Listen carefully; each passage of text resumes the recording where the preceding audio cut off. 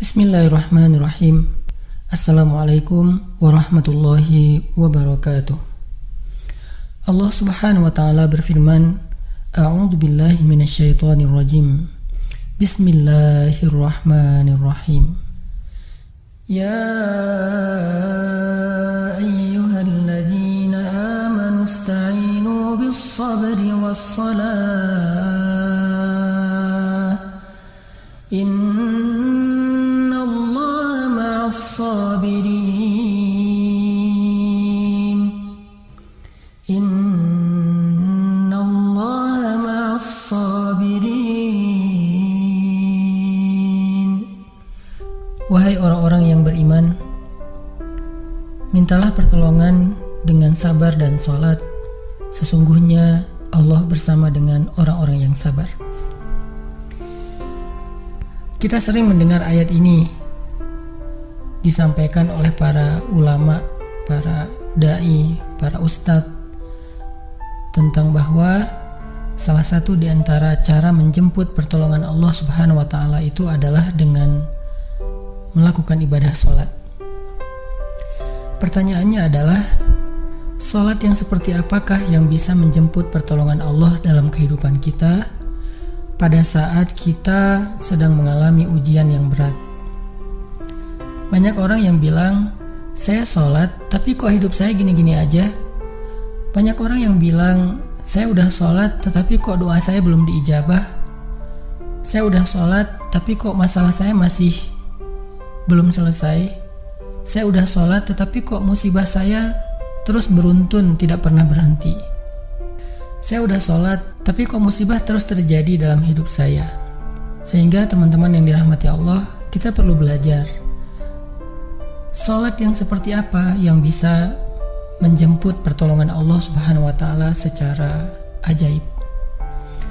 Mari kita renungkan sebuah kisah yang pernah disampaikan oleh sahabat Anas bin Malik radhiyallahu an, bahwa dahulu di masa Nabi ada seorang laki-laki di kota Madinah yang melakukan perjalanan antara Syam ke Madinah untuk berdagang.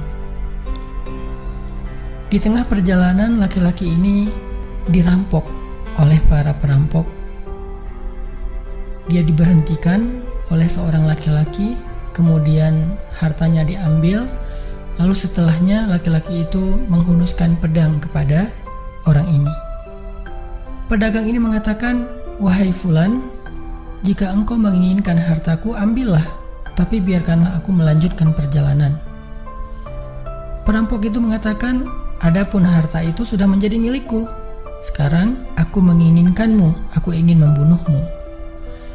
Merasa tidak punya pilihan, akhirnya pedagang ini mengatakan, wahai fulan, jika engkau ingin menyakitiku, membunuhku, maka lakukanlah. Tetapi sebelumnya, berilah aku kesempatan untuk melaksanakan sholat 2 rakaat. Lalu perampok ini mengatakan, ya sudah, kalau begitu, sholatlah, aku akan berikan engkau waktu sebentar. Maka pedagang ini pun mendirikan sholat dengan sholat yang sangat khusyuk. Di dalam sholat, laki-laki ini setelah membaca Al-Fatihah, dia membaca sebuah ayat di dalam surat An-Naml ayat 62. Apa ayatnya? Dia membaca kalimat, Amman yujibul muttarra idza da'ah. Amman yujibul muttarra idza da'ahu wa yakshifus su'a wa yaj'alukum khulafa'al ard. A ilahum ma'allah. A ilahum ma'allah.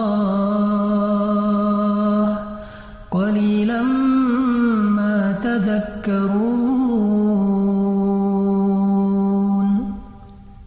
Bukankah dialah Allah yang memperkenankan doa orang yang dalam kesulitan apabila dia berdoa kepadanya, dan menghilangkan kesusahan, dan menjadikan kalian sebagai khalifah di muka bumi?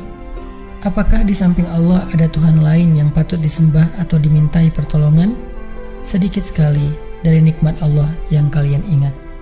Shadaqallahul azim. Teman-teman yang dirahmati Allah Subhanahu wa taala, inilah ayat yang dibaca oleh pedagang tadi ketika dia sholat 2 rakaat. Dia membaca kalimat ini dengan penuh penghayatan dan perenungan. Dia mentadabburi ayat ini. Amma yujibul muttarra idza da'ah wa yakshifus su'. Bukankah dialah Allah yang memperkenankan doa orang-orang yang dalam kesulitan dan menghilangkan kesusahan? Dia menghayati ayat ini. Dia mentadabburi ayat ini.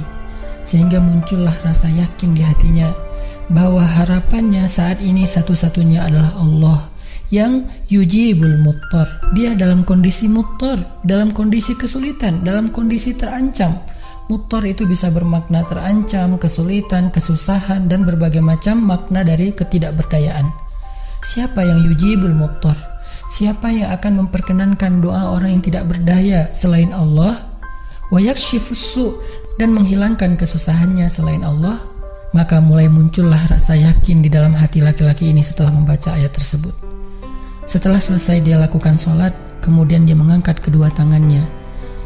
Dia berdoa kepada Allah dengan menyebut nama-nama Allah yang mulia.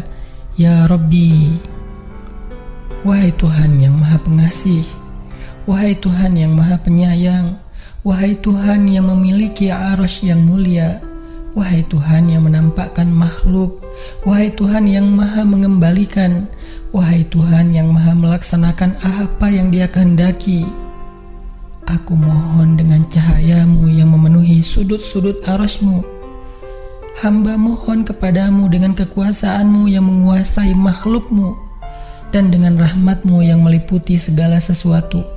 Tidak ada Tuhan yang berhak disembah selain Engkau, ya Allah.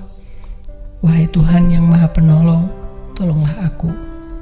Laki-laki ini berdoa meminta kepada Allah dengan menyebut kebesaran Allah di arsy, menyebut cahaya-cahaya yang dimiliki oleh Allah yang meliputi arsy-Nya yang mulia. Tiba-tiba setelah selesai berdoa, muncullah seorang laki-laki dengan pakaian hijau bercahaya. Dia mengendarai seekor kuda berwarna abu. Dia mengeluarkan pedang. Lalu perampok tadi mencoba untuk menyerang laki-laki berkuda itu. Tetapi laki-laki berkuda itu menendang dengan kudanya sehingga perampok ini terhempas, terjatuh. Kemudian laki-laki tersebut membunuh perampok itu seketika. Kemudian pedagang itu bertanya, "Siapakah Tuan?" Lalu penunggang kuda itu menjawab, "Ketahuilah, saya adalah malaikat yang turun dari langit ketiga. Ketika kamu berdoa kepada Allah kali yang pertama, kami para malaikat mendengar suara gemerincing dari pintu-pintu langit. Sehingga para malaikat bertanya-tanya, apa yang sedang terjadi? Tiba-tiba muncullah doamu yang kedua, hingga pintu-pintu langit terbuka dan nampaklah cahaya yang sangat benderang. Dan di doamu yang ketiga, datanglah malaikat Jibril kepada kami seraya berseru, siapakah di antara kalian wahai para malaikat yang mau menolong hamba Allah itu? Lalu aku memohon kepada Allah agar Ia mengizinkanku melaksanakan tugas ini. Wahai hamba Allah, ketahuilah, barang siapa yang berdoa dengan doa yang engkau baca tadi ketika dalam kesedihan, penderitaan, dan dalam keadaan sedang susah, maka Allah akan melepaskannya dari kesedihan dan akan menolongnya." Teman-teman yang dirahmati Allah Subhanahu wa taala, itulah salah satu kisah tentang keajaiban sholat seorang pedagang yang dengan sholat itu Allah Subhanahu wa taala mendatangkan pertolongan yang luar biasa dalam masalahnya. Pertanyaannya adalah, apa rahasia sholat pedagang itu sehingga Allah mendatangkan malaikat khusus yang menunggang kuda berwarna abu, lalu malaikat ini membunuh perampok yang ingin mencelakai pedagang itu? Salah satu rahasia dari sholat pedagang itu, kata para ulama, adalah dia melakukan ibadah sholat dengan ihsan. Seperti yang dikatakan Nabi tentang bab ihsan, "Anta'budallah ka'annaka tarah, fa'in lam takun tarah, fa'innahu yarak." Ketika engkau beribadah kepada Allah, seolah-olah engkau melihat Allah. Jika engkau tidak bisa melihat Allah, maka yakinlah Allah melihatmu. Di sini Nabi mengajarkan kepada kita tentang sholat yang terkoneksi langsung dengan Allah Subhanahu wa taala. terkoneksi dalam yakin dan iman sampai seolah-olah kita melihat Allah. Artinya ketika kita bisa sholat seolah-olah kita melihat Allah, lalu dengan kondisi seperti itu kita meminta pertolongan Allah dengan penuh keyakinan, itulah sholat yang mendatangkan pertolongan Allah. Atau kalau kita nggak bisa membayangkan bahwa kita melihat Allah karena itu memang sulit, maka yakinlah Allah melihat kita dan itu pasti. Artinya bahwa Allah itu pasti mendengar kita, melihat kita, dan sedang menunggu apa yang kita butuhkan. Maka orang yang bisa melakukan sholat dalam keadaan benar-benar seperti sedang bertemu dengan Allah, lalu dia meminta pertolongan Allah Subhanahu wa Ta'ala seperti pedagang tadi, maka sholatnya itulah yang disebut di dalam Al-Quran wasta'inu bis sabri was sholah, sholat yang bisa mendatangkan pertolongan Allah Subhanahu wa Ta'ala. Semakin sering kita melakukan sholat dengan ihsan, benar-benar seperti bertemu dengan Allah Subhanahu wa Ta'ala. Kalau kita nggak bisa ngerasain bagaimana cara menghayati kita melihat Allah, yakinlah Allah melihat kita.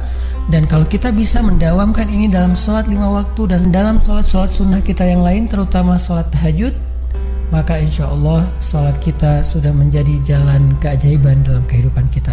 Barakallahu.